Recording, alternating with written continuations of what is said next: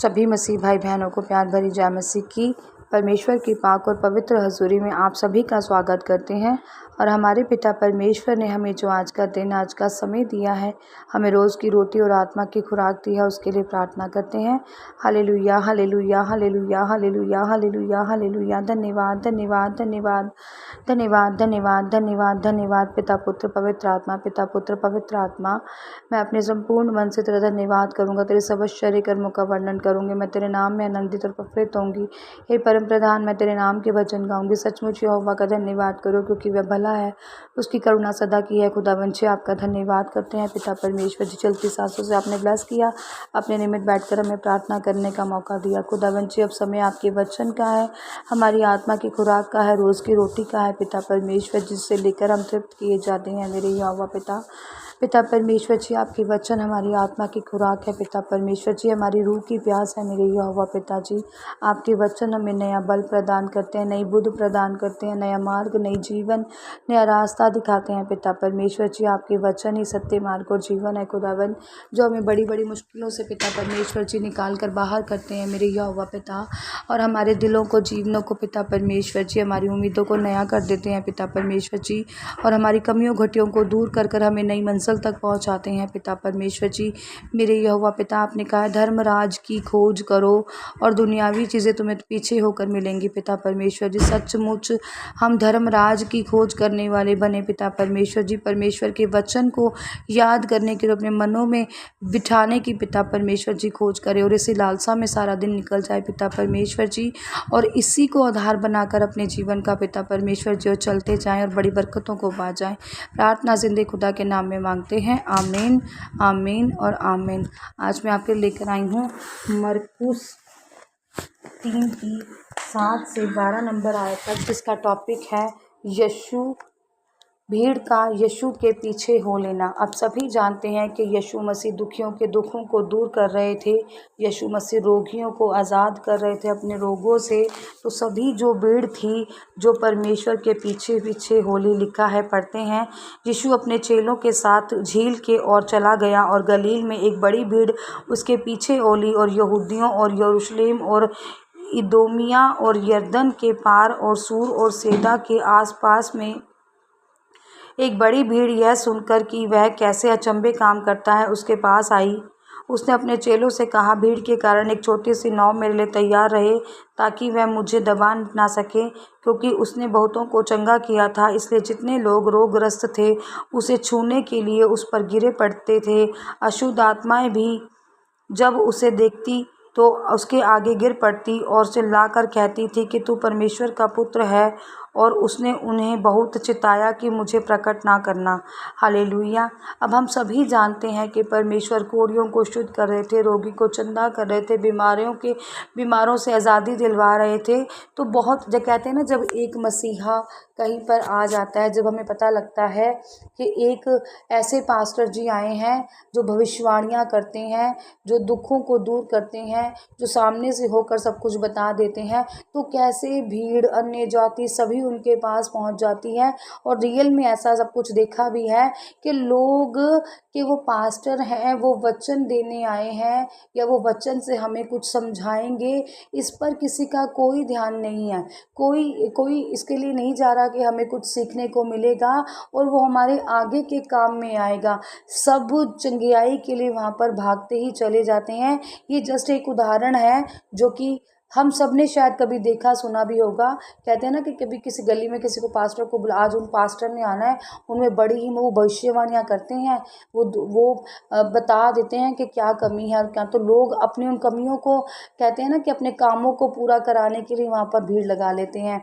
और यहाँ पर तो परमेश्वर साक्षात चंगाइयाँ दे रहे थे, तो यीशु मसीह के यहाँ पर पास भीड़ क्यों नहीं होती। और जब भीड़ इकट्ठी होती है ना, तो वो दबा देते हैं एक दूसरे को, चढ़ जाते हैं, धक्का मुक्की करते हैं, एक दो रास्ता बनाते हैं कि पहले हम जाकर देख लें कि वहाँ पर क्या हो रहा है। और भीड़ जहाँ चंगाई की बात आ जाए, वहाँ तो भीड़ टूट कर पड़ती ही है, चाहे वो मैं हूँ, चाहे वो आप हों।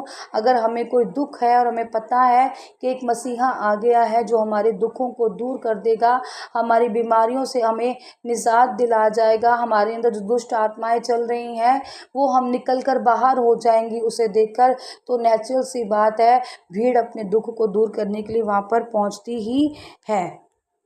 तो प्रभु ने कहा एक नाव तैयार रखें कि मैं वहाँ पर खड़े होकर सब पर क्या करता रहूँ, कृपा करता रहूँ, अपनी दया करता रहूँ, ताकि वो भीड़ क्या करे, एक दूसरे के ऊपर चढ़े ना, या कोई किसी को नुकसान ना पहुंच जाए। तो पिता परमेश्वर ने कहा, वहाँ पर कुछ ऐसी अशुद्ध आत्माएं भी थी जो परमेश्वर को कहती थी कि हमें निकाल, हम बहुत तंग हैं।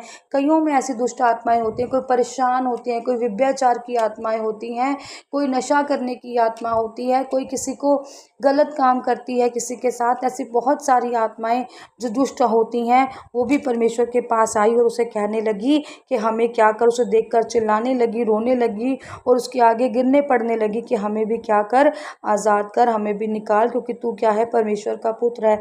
और परमेश्वर जो कार्य अभी करने के लिए आए थे, जो परमेश्वर अभी कार्य करना चाहते थे, वो नहीं चाहते थे कि मैं किसी पर भी प्रकट हो जाऊं और मेरे जो बहुत सारे काम अभी करने वाले हैं वो यहीं पर रुक जाए। तो वो किसी पर भी प्रकट नहीं होना चाहते थे। वो नहीं चाहते थे कि मैं अभी निकल कर बाहर आ जाऊं और सब मुझे चंगियाई का देवता जानकर और मेरे जो करने वाले काम हैं जिसके लिए मैं सचमुच में आया हूँ वो कहीं रह ही ना जाए। इसीलिए वो नहीं चाहते थे कि खुलकर प्रभु को भी सामने लाया जाए या खुलकर उनकी अभी बातों उनको बड़ा बनाया जाए। वो परमेश्वर नहीं चाहते थे। परमेश्वर कहते थे, परमेश्वर सिर्फ दीन और नर्म रखकर दुखों को दूर करना चाहते थे। परमेश्वर यही कहते थे, पर मुझे अभी प्रकट मत करो, मुझे अभी किसी के सामने मत लेकर आओ, या मैं जो करना चाहता हूँ कि जो मेरे काम है वो कभी भी यहीं पर रुक ना जाए, थम ना जाए, क्योंकि परमेश्वर की बहुत बड़ी योजनाएं थी और परमेश्वर ने अभी बहुत कुछ करना था। हालेलुया। तो परमेश्वर जो थे वो सबको चंगा करने के लिए आए थे। भीड़ उनके पास चंगियाइयों को देखने के लिए, चंगियाइयाँ लेने के लिए ही उनके पास पहुंचती थी। और ऐसा होता भी है, जहाँ जब कोई कहते हैं ना, एक डॉक्टर जो मान लो जिसको पता है कि ये आँखों का डॉक्टर है और ये चश्मे उतार देता है, और अगर इसके पास जाएंगे तो हमारे चश्मे उतर जाएंगे, हमारे रोगों का निजात मिल जाएगी, हम रोगों से आज़ाद हो जाएंगे। तो भीड़ के भीड़ वहाँ पहुँचती है, चाहे कितने भी पैसे लग जाएं, हमने वहाँ जाकर शिफा पा लेनी है। ऐसे ही वो भीड़ परमेश्वर के आगे लगी थी, क्योंकि परमेश्वर का बहुत नाम हो चुका था, परमेश्वर के बहुत सारे प्रचार फैल चुके थे। परमेश्वर क्योंकि कोड़ियों को शुद्ध, परमेश्वर का तो काम ही यही था।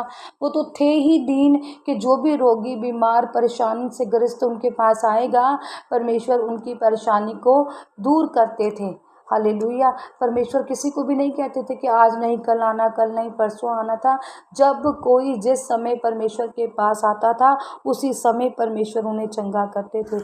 और ये भीड़ उसलिए भी होगी, कोई चाहता होगा परमेश्वर मुझ पर अपना हाथ रखे, मैं उसके पल्ले को छू लूं, जैसे 12 साल की रोगन ने शिफा पा ली थी, या परमेश्वर की मैं सामर्थ्य मुझ पर आ जाए, या मैं परमेश्वर को छू लूँ तो मैं चंगी हो जाऊं, या दुष्ट आत्माएं निकल जाएं और परमेश्वर प्रार्थनाएं करें हमारे लिए, हम पर हाथ रख दें तो हम चंगाई को पा जाएं, हम बड़ी ब्लेसिंग्स को पा जाएं।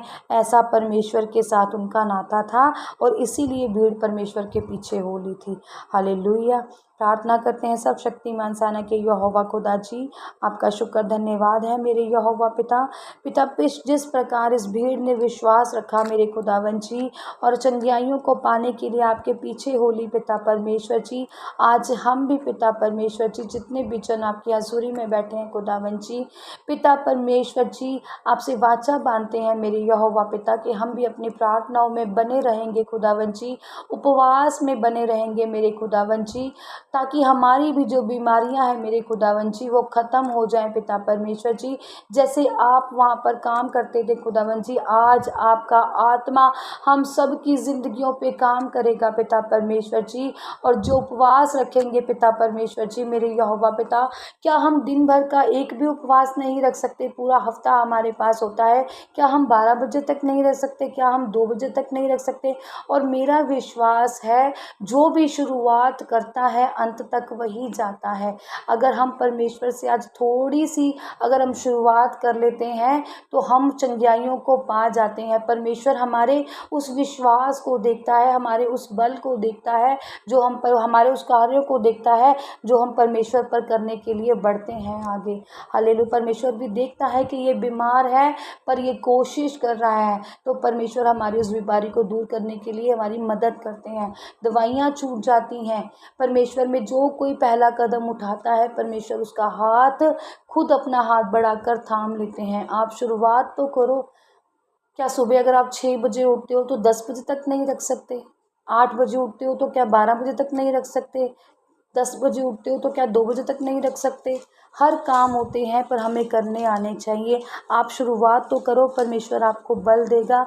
और मेरा विश्वास है, मैं प्रार्थना करती हूँ खुदावन जो भी आज प्रण करके इस प्रार्थना सभा को सुनकर पिता परमेश्वर जी विश्वास रखकर आपके नाम में थोड़ी सी भी कोशिश करता है पिता परमेश्वर जी, आप आज उसे अपना हाथ पकड़कर थामे पिता परमेश्वर, ताकि इनका विश्वास आप पर मजबूत हो जाए और ये ज़्यादा से ज़्यादा उपवास करने वाले खुदावन जी, आप में प्रार्थना करने वाले खुदावन मेरे यहोवा पिता, आपके वचनों को पढ़ने वाले, बाइबल को पढ़ने वाले हो जाएं और बड़ी बरकतों को पा जाएं मेरे यहोवा पिता। आज इनकी छोटी सी शुरुआत बड़े फल लेकर आए मेरे खुदावन, आपका अनुग्रह इन पर कार्य करे पिता परमेश्वर जी। आप इन्हें संभालें, बरकतों से भरे, इनको आशीषें दें, इनको बल दें पिता परमेश्वर जी, ताकि ये आपके नाम में आगे ही बढ़ते जाएं और बड़ी आशीषों को पा जाएं। प्रार्थना जिंदे खुदा के नाम में मांगते हैं।